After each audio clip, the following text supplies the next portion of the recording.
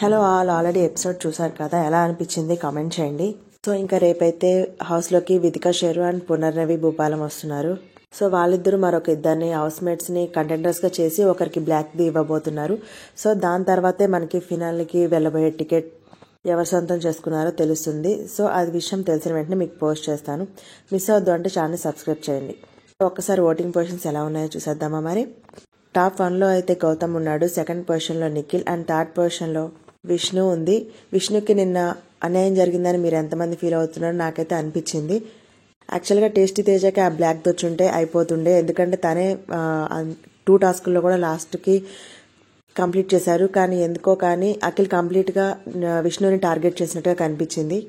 వచ్చినప్పటి నుంచి విష్ణుప్రియనే క్వశ్చన్ చేయడం కానీ తననే ఎక్కువ ఫోకస్ చేసినట్టుగా అనిపించింది. మీరు కూడా నిన్నటి టాస్క్లో విష్ణుప్రియకి బ్లాక్ బ్యాడ్జ్ ఇవ్వటం రాంగ్ అని మీరు ఫీల్ అయితే ఖచ్చితంగా లైక్ చేసి సబ్స్క్రైబ్ చేయండి.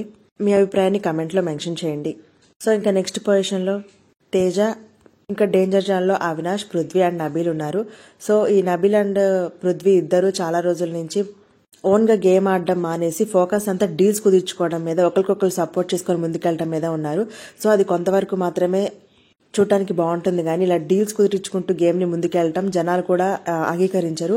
ఎప్పుడైతే కసిగా సత్తాగా మనలో ఉన్న దమ్ము ధైర్యాన్ని చూపిస్తామో అప్పుడే ఎక్కువ మంది ఫ్యాన్స్ అనేది మనకు వస్తారు. అంతేగాని డీల్స్ కుదిరించుకుంటూ ఎంతకాలం ముందుకెళ్తాం, 1-2 వారాలు తప్పించుకుంటామేమో కానీ అదే డీల్స్ కుదిరించుకుంటూ టాప్లోకి అయితే వెళ్ళము, టైటిల్ అయితే విన్ అవ్వము.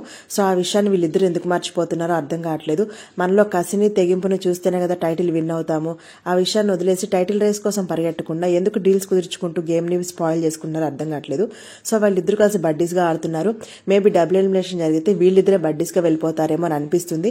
చూడాలి వీళ్ళిద్దరు బడ్డీస్గా వెళ్తారా, లేదు అనుకుంటే అవినాష్ తనతో పాటు వీళ్ళిద్దరిలో ఒకరిని ఎలిమినేట్ చేసి తీసుకెళ్తారా చూడాలి. మీరు ఈ వారం ఎవరు ఎలిమినేట్ అవుతారు, సేవ్ అవుతారనుకుంటున్నారో కామెంట్ చేయండి. సో నా నుంచి వచ్చి ఇలాంటి ఇంట్రెస్టింగ్ అప్డేట్స్ మిస్ అవద్దు అంటే తప్పకుండా ఛానల్ సబ్స్క్రైబ్ చేయండి. నెక్స్ట్ అప్డేట్స్తో మళ్ళీ మీ ముందుంటాను. Bye bye, good night.